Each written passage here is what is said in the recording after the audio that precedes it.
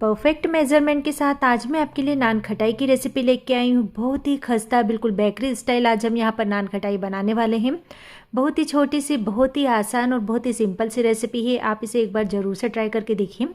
तो आज मैं आपको इसे ओटीजी में और बिना ओटीजी के कैसे बनाए, दोनों तरह की रेसिपी आज मैं आपके साथ शेयर कर रही हूँ। तो चलिए फ्रेंड्स, फटाफट से बनाना शुरू करते हैं एकदम खस्ता नान खटाई। इसके लिए एक मिक्सिंग बाउल लेंगे। इसके अंदर हम डाल देंगे आधा कप देसी घी। अब ये जो घी है बिल्कुल रूम टेम्परेचर पर हमें लेना है, ना ही हमें फ्रिज का ठंडा घी यूज़ करना है और ना ही हमें इसे पिघाल कर लेना है। बस इसी तरह से घी आप लीजिए। अब हम इसके अंदर डालेंगे 3/4 कप पीसी हुई चीनी। तो 3/4 कप का मतलब है पौन कप, यानी 1 कप से थोड़ी सी कम। अब इन दोनों चीज़ों को अच्छे से मिक्स कर कर कुछ देर हम इसे बढ़िया से फेंटेंगे। तो इसके मेज़रमेंट के लिए आप घर की कोई कटोरी ले लीजिए या फिर कप ले लीजिए। अगर इस तरह से आपके पास मेजरिंग कप नहीं है तो आप कटोरी, कप या गिलास से भी आप काम चला सकते हैं, लेकिन सभी चीज़ों का मेज़रमेंट आप उसी से कीजिए, तभी जो हमारी नान खटाई है बिल्कुल परफेक्ट बनेगी।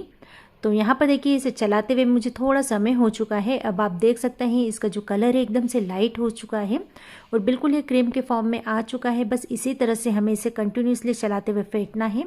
ये देखिए, इस तरह से इसका टेक्सचर होना चाहिए, यानी एकदम क्रीम जैसा लग रहा है ना। बस इसी तरह से आप भी इसे फेंटें। तो चलिए आगे की तैयारी कर लेते हैं। तो इसके ऊपर रख देते हैं एक छन्नी और छन्नी के अंदर हम डालेंगे 1 कप मैदा। तो घर पर नान खटाई बनाना बहुत ही आसान है, बस सभी चीज़ों का जो नाप है बिल्कुल परफेक्ट होना चाहिए।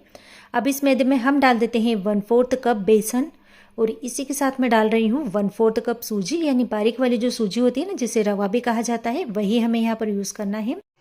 आधी छोटी चम्मच डाल देते हैं बेकिंग पाउडर और 2 पिंच हम डालेंगे नमक। तो फ्रेंड्स, हमें यहाँ पर बेकिंग सोडे का यूज़ नहीं करना है, मैंने यहाँ पर बेकिंग पाउडर डाला है, इस बात का आप ध्यान रखें। अब इन सभी चीज़ों को बढ़िया से छान लेंगे। तो हमने जो इसमें नमक डाला है ना, इससे आप ये मत सोचना कि हमारी जो नान खटाई है एकदम नमकीन हो जाएगी। मीठे में हल्का सा नमक का जो टेस्ट आता है बढ़िया से लगता है। तो यहाँ पर देखिए, मैंने इसे बढ़िया से छान लिया है, कोई भी लम्स अब इसमें बिल्कुल भी नहीं है। अब एक बढ़िया से फ्लेवर के लिए हम इसमें डाल देते हैं आधी छोटी चम्मच इलायची का पाउडर। बिल्कुल आपके ऊपर है, अगर आप पसंद नहीं करते तो इसे स्किप भी कर सकते हो। इसकी जगह आप यहाँ पर कोई सा एसेंस भी यूज़ कर सकते हो। तो अब इन सभी चीज़ों को बढ़िया से मिक्स करके हमें यहाँ पर इसका डो लगाना है। तो डो लगाने के लिए हमें यहाँ पर पानी या दूध कुछ भी नहीं डालना है, बस इन सभी चीज़ों को बढ़िया से मिक्स करना है। तो इसे मिक्स करने के लिए हल्के हाथों का यूज़ करें, हाथों पर प्रेशर लगाकर इसे बिल्कुल भी मिक्स नहीं करना है हमें।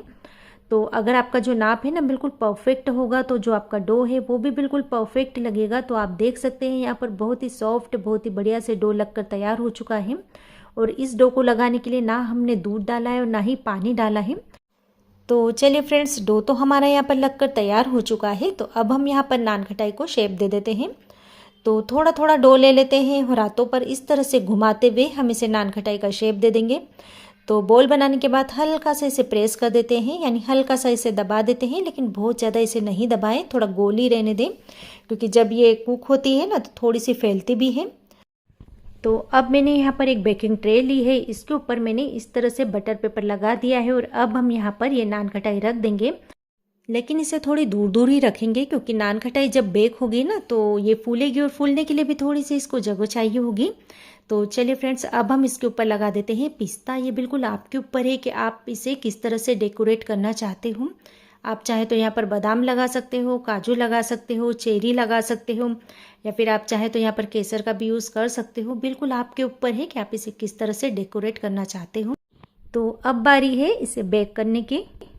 तो इसे बेक करने के लिए मैं यूज़ कर रही हूँ अगारो ओटीजी। तो कुकीज़ बनाने के लिए सबसे पहले हमें इसे प्रीहीट करना होता है। तो प्रीहीट करने के लिए मैं यहाँ पर 180 डिग्री टेम्परेचर पर इसे प्रीहीट कर रही हूँ। तो अब नीचे फंक्शन की तरफ आएंगे, जहाँ पर ऊपर नीचे दोनों तरफ मार्किंग होती है, उस मोड पर हम इसे रखना है। तो अब हम इसमें टाइम सेट कर देंगे 10 मिनट के लिए। हम यहाँ पर इसे प्रीहीट होने देते हैं।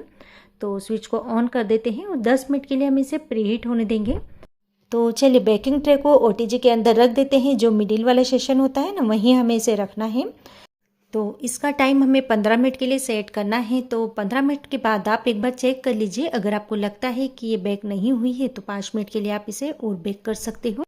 तो अगर आप अगारो ओटीजी को परचेस करना चाहते हो तो इसकी लिंक मैं नीचे डिस्क्रिप्शन बॉक्स में दे दूंगी, वहाँ से जाके आप इसे परचेस कर सकते हो।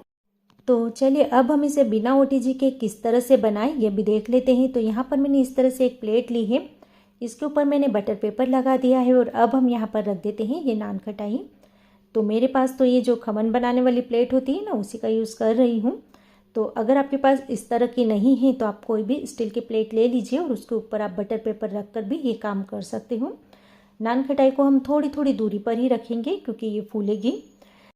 तो चलिए इसके ऊपर भी हम थोड़ी थोड़ी पिस्ता रख देते हैं ताकि दिखने में सुंदर लगे। आपके ऊपर है आप इसे किस तरह से सुंदर बनाना चाहते हो।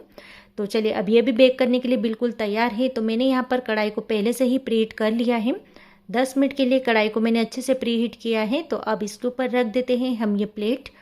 कढ़ाई में मैंने इस तरह से एक स्टैंड रखा है, इसके ऊपर मैं ये प्लेट रख देती हूँ। गैस का फ्लेम बिल्कुल लो रखेंगे और लो फ्लेम पे हम इसे 15 मिनट के लिए बेक होने देंगे। तो हम कढ़ाई में बना रहे हैं ना, तो थोड़ा सा समय यहाँ पर ज़्यादा लग सकता है। गैस का फ्लेम आप बिल्कुल लो ही रखिए। तो चलिए फ्रेंड्स 15 मिनट हो चुके हैं। यहाँ पर हमारी नान खटाई भी बढ़िया से बनकर तैयार हो चुकी है। तो आपको इसे बाहर निकाल के दिखाती हूँ। आप देखेंगे बिल्कुल बेकरी की तरह हमारी नान खटाई यहाँ पर बनी है। और इसमें ये जो छोटे छोटे क्रैक्स दिख रहे हैं ना, यही इंडिकेशन है कि हमारी नान खटाई बिल्कुल परफेक्ट है। तो चलिए अब कढ़ाई की नान खटाई को भी हम चेक कर लेते हैं। तो आप देखेंगे ये भी बढ़िया से बेक हो चुकी है। इसे बेक करने के लिए मुझे 20 मिनट का समय लगा है। तो ये भी बहुत ही बढ़िया से फूली है। तो चलिए इसे भी बाहर निकाल लेते हैं। तो है ना फ्रेंड्स, नान खटाई बनाने की बहुत ही आसान सी रेसिपी, बहुत ही छोटी सी रेसिपी और बिल्कुल परफेक्ट रेसिपी आज मैंने आपके साथ शेयर की है। जब ये ठंडी हो जाएगी इसके बाद ही आप इसे ट्रे में से बाहर निकालिए। तो बहुत ही खस्ता नान खटाई बनकर बिल्कुल तैयार है। आप इसे स्टोर कर कर महीने भर तक रख भी सकते हो, ख़राब नहीं होती है। और पीछे से भी बिल्कुल परफेक्ट ये पैक हुई है। तो आज की रेसिपी आपको कैसी लगी कमेंट बॉक्स में ज़रूर से बताइए। और अगर रेसिपी पसंद आ रही है तो वीडियो को लाइक एंड शेयर करना बिल्कुल ना भूलें। तो मिलते हैं एक नई रेसिपी के